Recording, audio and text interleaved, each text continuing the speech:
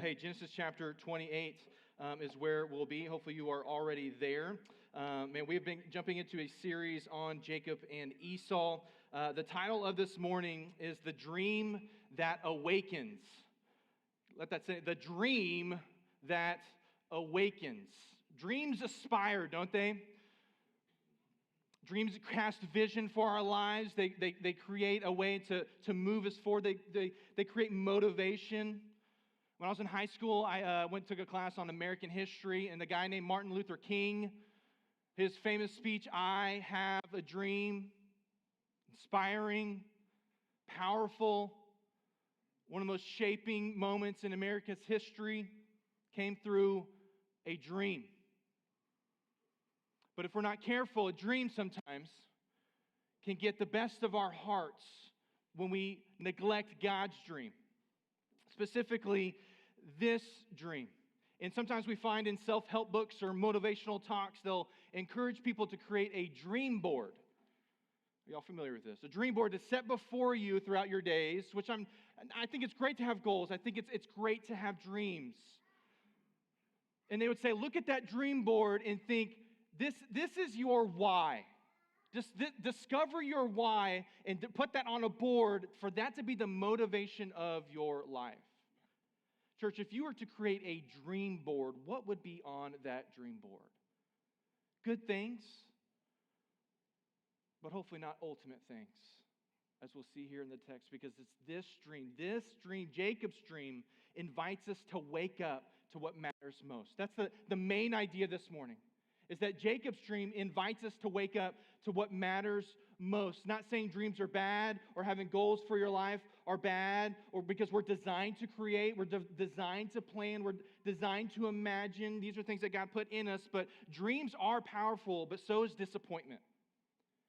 Dreams are powerful, but so is disappointment. When our dreams don't come true, where will we turn? What will we do with that disappointment? Because our world is ruthless. We could get caught up in a dream. Sometimes it's hard for us to imagine the obstacles that will come, but our world, it will throw obstacles our way. In our world, it doesn't bend towards our will, but it bends towards God's will because He is sovereign, as we just prayed about. And it's when we say to the Lord, not my will, Lord, not my will, but yours be done. That is where the joy is found. Church, what will we do when God says no to our dreams? What will we go? Where will we turn? What will we do with this disappointment? Because for Esau and Jacob, specifically Esau had a dream. A dream was that blessing, being the older brother, the William Wallace of the family, I like to imagine this guy to be. And Jacob being more like Jim from The Office. That's the way my mind works. The guy that we'd root for, the William Wallace, the hero, the hunter, the manly man, a man of all men, is Esau. And he had a dream. But God said no to that dream, to birth a new dream, a dream that would invite all of us in here today through one that would come, the greater Israel, Jesus Himself. Because with this disappointment, Esau, when he faced that his dream wasn't coming true, disappointment hit his heart, so much so that he literally comforted, the text would say in Genesis 27, he was comforted at the thought of killing his brother. The thought of killing somebody actually comforted him. And so when we see Jacob, what is he doing? He's leaving home. He's leaving Beersheba, and he's going up north on a 400-mile-long journey to flee from his family. Esau is literally coming after his life. And he's on the run as a fugitive. And the original audience is thinking, has Esau won here? Has he won? Because here we find Jacob alone. There's been secrecy, there's been a fight for the blessing, there's been a grabbing for it, there's been just a lot of dysfunction. When you think you have a dysfunction in your family, read the Bible to see how much dysfunction there is. And the need for hope, and need for someone to intervene. We see God is at work in the ashes of deceit to bring about beauty in a dream. Beauty. Our first point this morning, our first thought is that God moves towards sinners. The text would say, Genesis 28, verse 10, says, Jacob left Beersheba, his home. He went to Haran, and he came to a certain place. He came to a certain place and stayed there that night because the sun had set. And taking one of the stones of the place, he put it under his head and lay down in that place to sleep.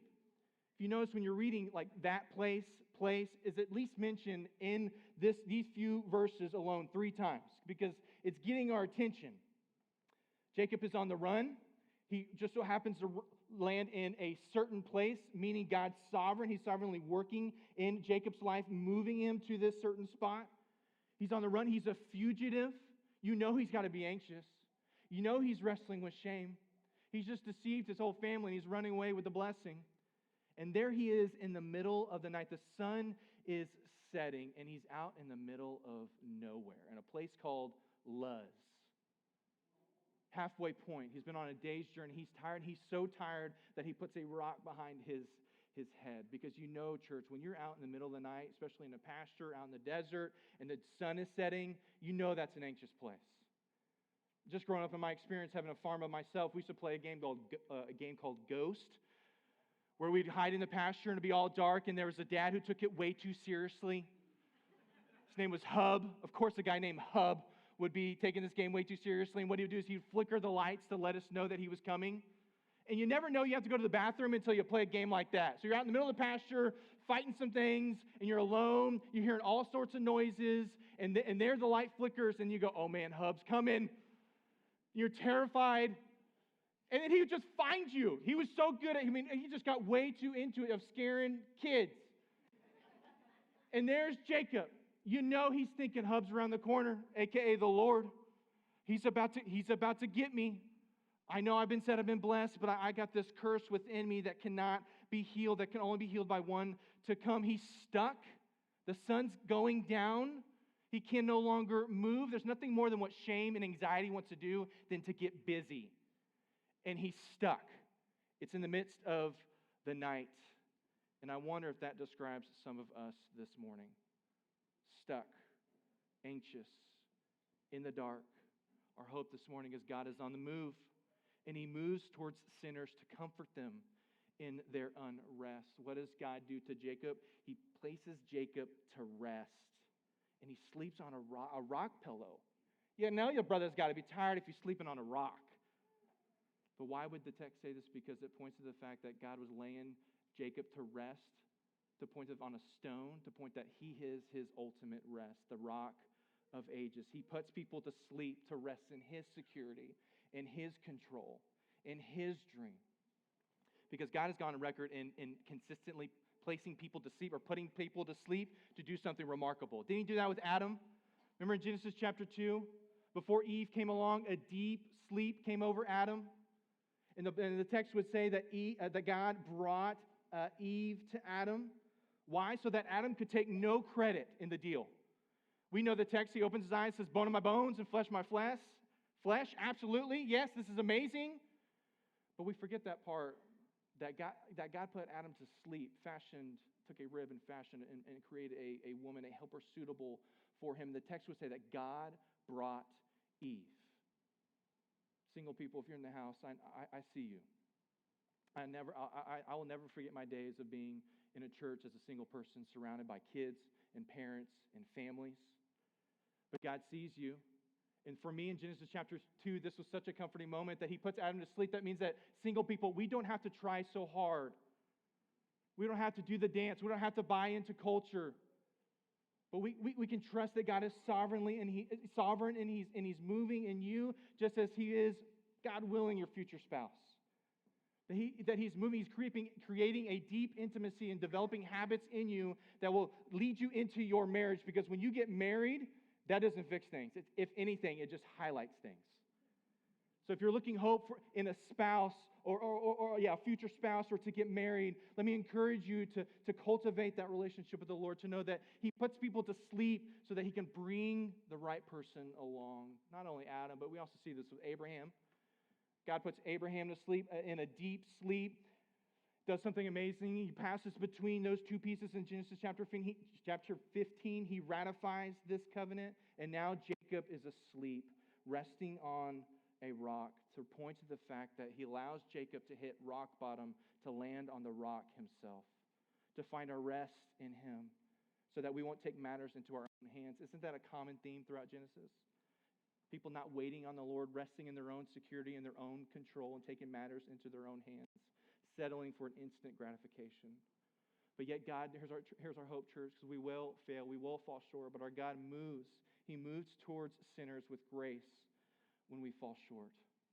The text would continue on to say that when he laid there on that rock, he dreamed. And there's 3 words at that point. He says, behold, there was a ladder upon the earth. And on top of it, verse 12, he reached to heaven, and behold, there were some angels, and they were ascending and descending on it. And behold, the Lord stood above it, or beside him, that footnote would say, and said, I am the Lord, the God of Abraham, your father, and God of Isaac. The land on which you lie I will give to you and to your offspring. Your offspring shall be the dust of the earth, and you shall spread abroad to the west, and to the east, and to the north, and to the south. And you and your offspring shall all the families of the earth be blessed. This is Abrahamic covenant language. That God pursues someone like Jacob who has cheated and has been deceitful and has been on the run away from God. But yet God pursues with grace. Because the Lord doesn't crush Jacob. He doesn't crush Jacob. He extends covenant. He could have crushed him, but he extends covenant. Jacob not only receives the Abrahamic covenant, but y'all listen, Jacob, he gets God. He encounters God. Because God cannot be grasped in deceit. He can only be given in grace. To point to the fact that Jesus was crushed so we could get covenant. Jesus took on the curse for us to be blessed. And God sees our frail condition and he makes a way. Why the ladder? Why providing a ladder? Because a ladder points to connection. It points to availability. It points to a way when we could not make a way on our own. Listen, God is not absent from our world as deism teaches. He's not spun the world into existence like a basketball and watches it from a distance. No, he is intimately involved. Angels reporting and also sending messages, ascending and descending and giving back to the Lord who's above and also beside. No, he's intimately involved in our creation. This ladder also points to the fact that we need a Savior, that we cannot develop this own ladder on our own. We cannot even take one step towards God. The Bible would say that we're dead in our trespasses and sins. Unable to have a mind for the Lord, a mindset on hostility, that we're blind by nature and on the run away from him. But yet God moves towards sinners to rescue us, church. To rescue us from self-destructing on the ladder of success. Church, what will your dream be? Will it be reflected in this dream for God's glory and God's fame? Or will we attempt to make our own ladder of success for our own glory and our own fame? Because in this life, in this one that's going to make our own ladder, at the root of that is a whole lot of fear of failure. How much of fear of failure are you coming in with this morning? So I think it's a matter of what we're finding our significance in. We find our significance in our job. We find our significance in climbing that corporate ladder. We find our significance in efficiency, our image, and our well-behaved kids, which that ain't going to happen. They're going to they're not going to listen to that. We're finding significance in that. That's a reality coming, that there's not a lot there when they disobey. In our bank account, we find significance in. We find significance in our leaders and what they think of us. And we find significance in our credentials, or students in our GPA, or what college that we're going to get into. Listen, church, no college, no career can give you the acceptance that is available in King Jesus. No matter your credentials. Not saying credentials aren't important. Credentials are important. Our careers are important, but they're not better and more sufficient than the Christ.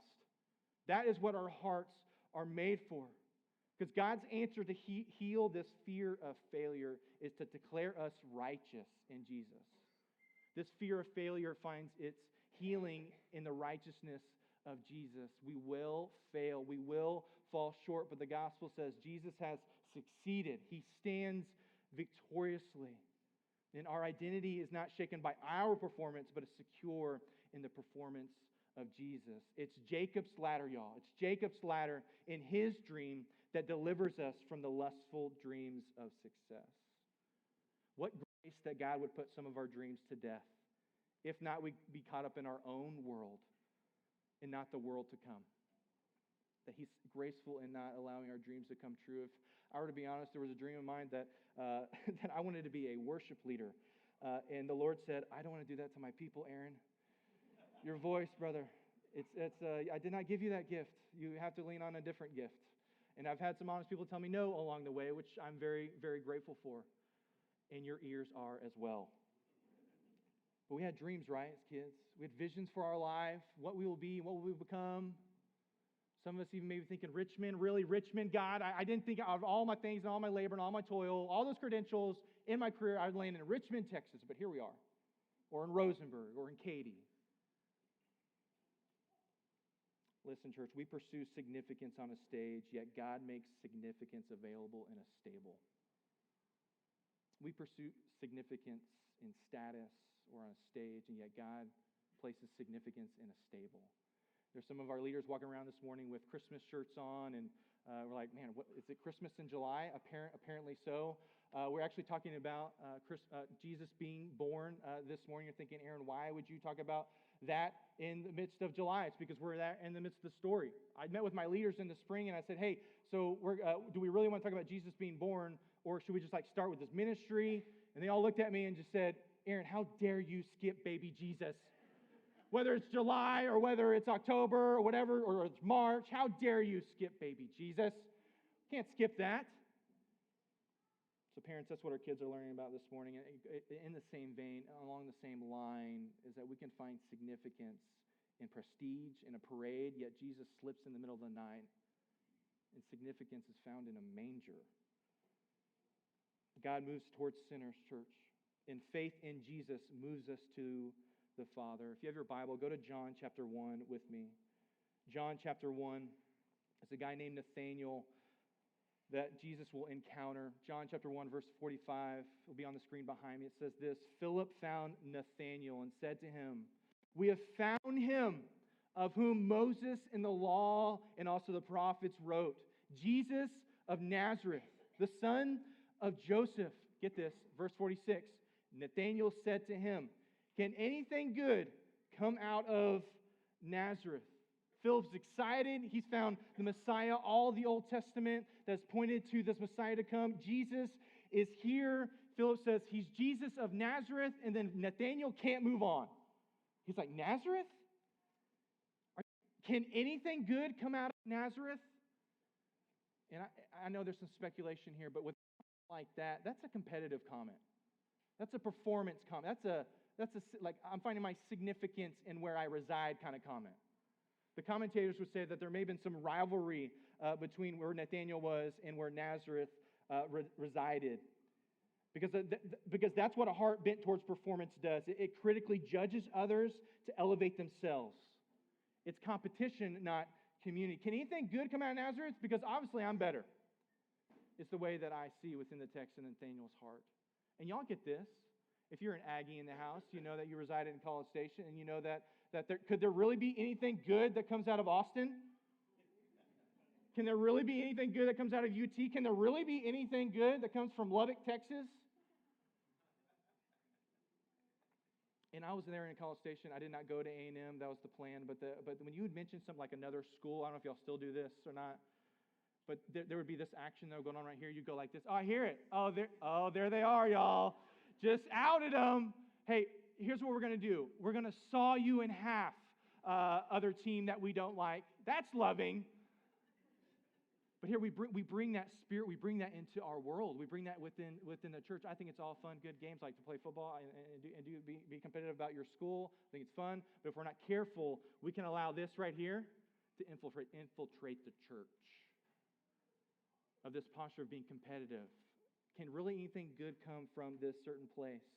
And Philip said to him, come and see. Philip, knowing that he didn't have the significance himself, says, hey, I've encountered the king. And when you encounter the king, it transfers to not only come and see, but a go and tell. And Philip cannot handle himself and goes to Nathanael and says, come and see. I'm not the significant one, but the one that has come, who is significant, has made himself available. And Jesus saw Nathanael coming to him and said to him, behold, get the connection, church, behold, an Israelite, indeed, in whom there is no deceit. Do you know anybody else that liked to deceive? His name being Jacob. And Jesus says, behold, an Israelite. That's when Jacob had some transformation, some maturity. His name was changed to Israel based upon God's goodness and grace. Names changed. He says, behold, an Israelite in whom there is no deceit. And Nathanael said to him, how do you know me, Jesus? Because Jesus just pulled what Jesus does, knowing all things. And Jesus answered him, before Philip called you, when you were under the fig tree, I saw you. Nathanael answered him, Rabbi, you are the Son of God. You are the King of Israel. And Jesus answered him, because I said to you, I saw you under the fig tree, do you believe? You will see greater things than these, Nathanael. There's something about that moment when Jesus sees Nathanael underneath a fig tree that captured him. And the text doesn't go on to say exactly what took place, but here's what we know, is that Nathanael, with a heart of what good could come out of Nazareth, finds himself underneath a fig tree, which a fig tree in that time symbolized prosperity. It symbolized having some things. And I know I'm speculating here. I know I'm kind of getting outside exactly what the text says, but I think Nathanael is sitting underneath that fig tree thinking of the question, is this all there is? Have I found my significance in this world or in the world to come? Because in that moment, he's longing with this question. Jesus says, I see you. It gets a hold of his heart because this is what performance does when it hits the heart. It isolates and it's unable to fulfill our heart's desire. Significance, church, must come down. This is why God wrapped himself in flesh so that he could wrap us with his worth by his performance and not our own performance. I invite you to ask a question. I'm going to ask you a question for you to think about. The question is this, is how do you deal with feelings of loneliness? How do you deal with feelings of loneliness? Is it by performing or self-medicating? Because the answer to that question reveals the root of our habits, and God provides a solution to the problem. There in the text with Nathanael, this is an Israelite with whom there's no deceit. Why would Jesus be saying that? Because it says this in verse 51 of John 1. He said to him, truly, truly, I say to you, you will see heaven opened up and the angels of God ascending and descending, not on the ladder, but on the Son of Man. Y'all, that's Genesis 28 language. That's exactly where we're at in the book, in Genesis 28. Jesus says that I am the ladder. I am the bridge. I am the way, he would say. How does God soothe the pain of loneliness? He provides himself. I am the connection point that limit the distance from heaven to earth to get to your heart. I'm the one who's come. I am the bridge. That's why in Genesis 28, verse 15, it says, behold, God says to Jacob, I am with you, and I will keep you wherever you go, and I will bring you back to this land. For I will not leave you until I have done what I promised you. Hear those truths, church, in the midst of battling loneliness. We're never alone, by the way. We deal with feelings of being lonely, but if you are in Christ, we are never alone. Don't buy the lie. We are never alone. We've been united with Jesus. And the text would say in 28:15, I am with you, Jacob. I know you're going into unknown territory where there's foreign gods with the risk of losing your life. No, I am with you. I am the God who crosses borders into other countries where like so-called gods reign. I am the God who draws closer and closer. Don't we see that in the text? Don't we see that in the scriptures? From the very beginning, God makes a promise in Genesis chapter 3, verse 15, that one would come. Don't we see that in the Ark of the Covenant and God residing in a box? Don't we see that with God, with the pillar of cloud by day and fire by night leading his people? And then we see God put on flesh and dwell among us. And now when he ascends, he says, I'm going to put my spirit within you. And one day we will totally and finally be together. Because God comforts the lonely heart with his presence. I am with you. Do not fear, I am with you. And not only am I with you, but I will keep you. I will keep you wherever you go. That word keep it's an image of a shepherd, of one who protects and cares for the flock. That when we feel ourselves wandering, Jesus as our good shepherd brings us back to the fold. And he provides conviction. Church, conviction is actually a blessing because it's the Spirit's way of saying, hey, wake up. You're drifting here. Come back to the fold. Jesus said, I am the good shepherd who lays down my life. He says in John 10, that same chapter, I give them eternal life, and they will never perish. No one will snatch them out of my hand. My Father, who has given them to me, is greater than all, and no one is able to snatch them out of the Father's hand. I and the Father are one. He was with us, church. Not only He with us, He keeps us. My mom made a book for my daughter. It's a picture book, and all the pictures are of herself and family members. It's her greatest and most favorite book to read during the day. When I say you want to read a book, she goes and grabs of course the book all about Ruby. Tons of pictures. Pray for me, y'all. I'm probably training my kid towards narcissism. I think about it a lot, but maybe we should expose my kid to some different pictures. But there's one picture that we're going through, oh man, this past week, and you forget how small your children were. There's this picture where, I know I have some big hands, y'all, I know. But there's a picture where Ruby's literally like fitting in my hands. Like she's able, I'm able to hold her, and there's ain't nobody or nothing getting in the way of me holding my daughter, including my little boy, Judah, who's 2 at the time, with his grubby, nasty fingers coming in and poking his sister's ears. No way. Because when I would hold my child, there was a protection there. There was almost like a Heisman kind of stiff arm kind of way. Why are you holding your daughter like a football? Because I'm going to stiff arm you full. There's some danger coming our way. She's under my care. She's under my keep. To protect her, to be with her, to keep her. And Jesus says of us, I am the good shepherd. Church, whatever feels big, Jesus is bigger. Whatever we may coming in with that may be feeling big, whether it be your future, whether it be the unknown, whatever anxiety that we may be experiencing, whatever fear that we may be experiencing, Jesus is bigger. Greater than the enemy, greater than any attack, even greater than death itself. That's our gospel hope. That even in the midst of death, which seems like a lot of defeat, Jesus stands victorious. He says, I will be with you, I will keep you, and I'm going to bring you back to this land, Jacob. I'm going to bring you back. That's why Jesus says, let not your hearts be troubled. Church, what's troubling your heart this morning? Let not your hearts be troubled. What is Jesus' solution? John 14. Believe in God. When our hearts are troubled, we believe in God, knowing He's preparing a place for us. Jacob messed up his life with lies, and here he lies down empty and exhausted. And God interjects grace to remind him of His faithfulness. If you're feeling empty this morning, it's in God's faithfulness that fills us up. He's with us. We're kept by Him, and He's coming back. That's how we battle loneliness, is to remind ourselves of these truths and who God is. God moves towards sinners. Faith in Jesus, in this ladder of Himself, moves us to the Father. The last question is, how then shall we be moved? God has made His move. Faith in Jesus moves us back to the Father. Therefore, how shall we be moved? Because Jacob responds in verse 16. Then Jacob awoke from his sleep and said, surely the Lord is in this place, and I didn't even know it. Isn't that what God does? Shows up in some of the places that you never thought He would show up. Has a conversation with somebody you never thought you'd have that conversation with. And he was afraid, of course, and said, how awesome is this place? There's none other than the house of God, and this is the gate of heaven. Because God takes what is ordinary and He makes a sanctuary. He takes what is ordinary and He transforms it into a sanctuary. And Jacob says, man, this place is awesome.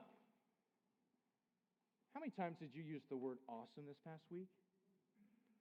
Y'all remember the old Lego? I say old. It's not that old. But the Lego movie, the theme song, everything is awesome.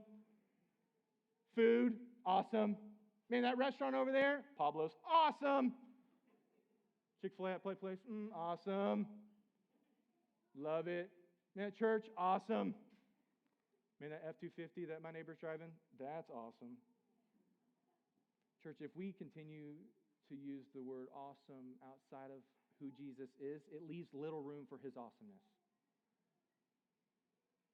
And I'm number one guilty of this, of saying the word awesome. But truly, is the Lord truly awesome? Is he wonderful? There's so many words of behold in this text because it's inviting us to get our attention from the horizontal and what's awesome here to reflect on his awesomeness. Because this is what our hearts are created for, to be in awe of someone, namely Jesus. This is what our hearts are made for. This is what we are created to worship. Because the question is not if we worship, but it's what do we worship? What robs us from worshiping Jesus is that we forget his awesomeness. We get so captivated by this world. That's why Jesus provides the Bible to align our hearts. He provides communion so that we can taste and see, appeal to our senses so that we don't forget. That's why we witness baptism like we did on Easter Sunday, and the Lord moved in the place, and people couldn't help but respond to be moved, and we were filled with awe because God filled this place, which is a school, if I could just go on and venture in this a little bit, an unlikely place for a church to reside. I know in our day, it's pretty normal, but there was a day when a church was meeting in a school. Yeah. God can't be confined to four walls, y'all. He filled this place, and as a result, there was an awe of what he has done, because when God moves, it creates urgency. And this urgency that we see with Jacob, it was early in the morning. Jacob took a stone that he was resting on, and he anointed it, and he poured oil on it. He says, hey, y'all, I know this place is called Luz. That's how I'm going to pronounce it. I don't know how you pronounce it. I know it's called Luz, but I'm going to change that name to Bethel, which is the house of God. Jacob takes what is ordinary and turns it into a sanctuary, but also creates a memorial. He says, I don't want to forget this. I don't want the coming generations to forget this. I know in the land of Canaan, this is called Luz, but I'm going to reclaim it and redefine it with the name of the Lord. Will we do that with our homes? Will we get so caught up in the culture of our, not Canaanite culture like in this day, but we get so caught up in our American culture that we neglect and forget the awesomeness of God. That God is at work in the midst of the ordinary. He's in the midst of washing dishes. He's in the midst of caring for your kids when they're losing their mind. He's in the midst of you going on walks. He's in the midst of your work. God is in the business of taking ordinary and creating a sanctuary if we have eyes to see, ears to hear, hearts to believe, and feet to live this stuff out. That we would be empowered. There's a sense of urgency that Jacob has. This is the house of God. So let our houses, our homes, and our neighborhoods be little Bethels. Little houses of God, light posts for the kingdom. That something is different about that home.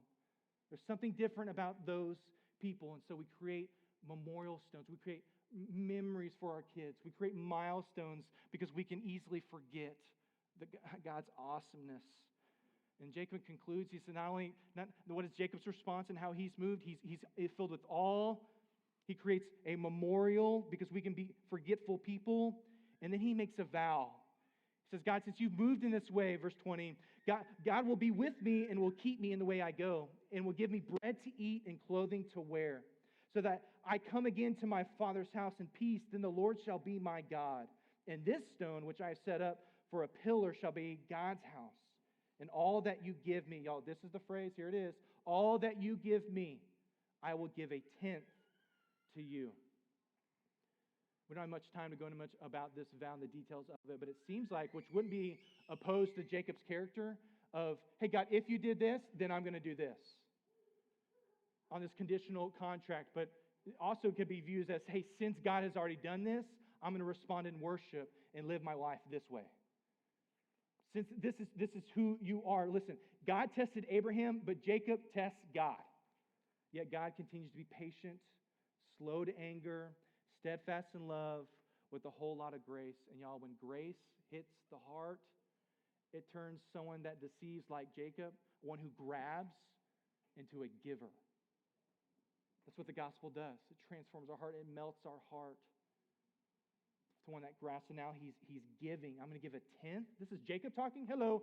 Someone else I missed here in the text. No, that's Jacob. Because that's what God's kindness does. God's kindness leads us to repentance and a deepening and a growth.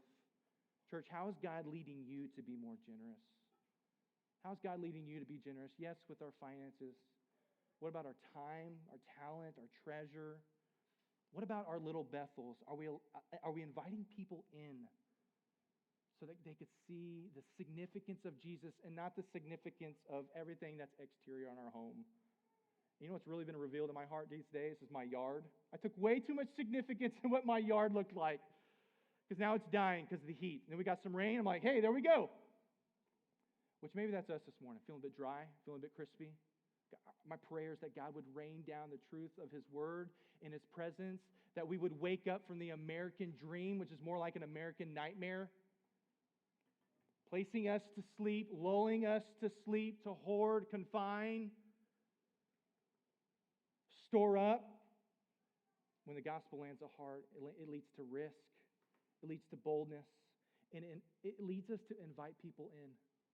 Because when we invite people in to show our insignificance, it points to the one who's most significant, Jesus Himself. Jacob, asleep in his dream, actually invites us to wake up to what matters most. He's on the move towards sinners. Faith in Jesus moves us to the Father. Church, how then shall we be moved? Let me pray, and we'll close out in song. But before we do, as you're in a posture of prayer, as we think about these truths, we think about how God has made the move. You may not be feeling that this morning, but God's bigger than your feelings. He's with you. He keeps you. He makes a promise to come back. And as we're sitting there, let us think about this question.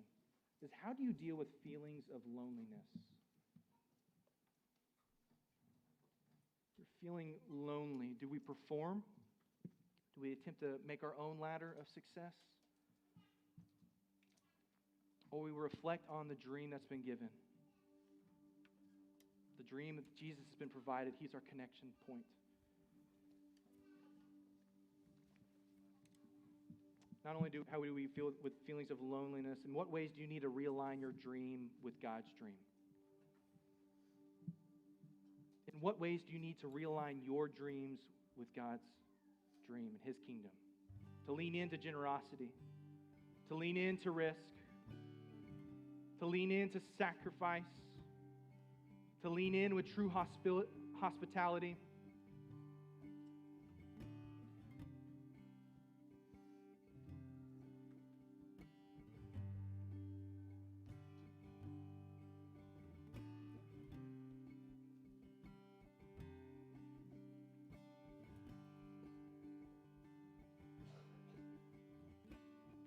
At this point, we usually pray over you, but would y'all do me a favor? Would you stand to your feet? Because I don't want to pray over you. I want to pray with you. Thinking about this ladder that's been provided, I couldn't help but think about Jesus' prayer of His kingdom coming, heaven to earth. So would you pray with me the Lord's Prayer from Matthew 6? It goes this way: Our Father in heaven, hallowed be your name. Your kingdom come. Your will be done on earth as it is in heaven. Give us this day our daily bread, and forgive us our debts as we have also forgiven our debtors. And lead us not into temptation, but deliver us from evil. And if you know it, for yours is the kingdom, the power, and the glory forever.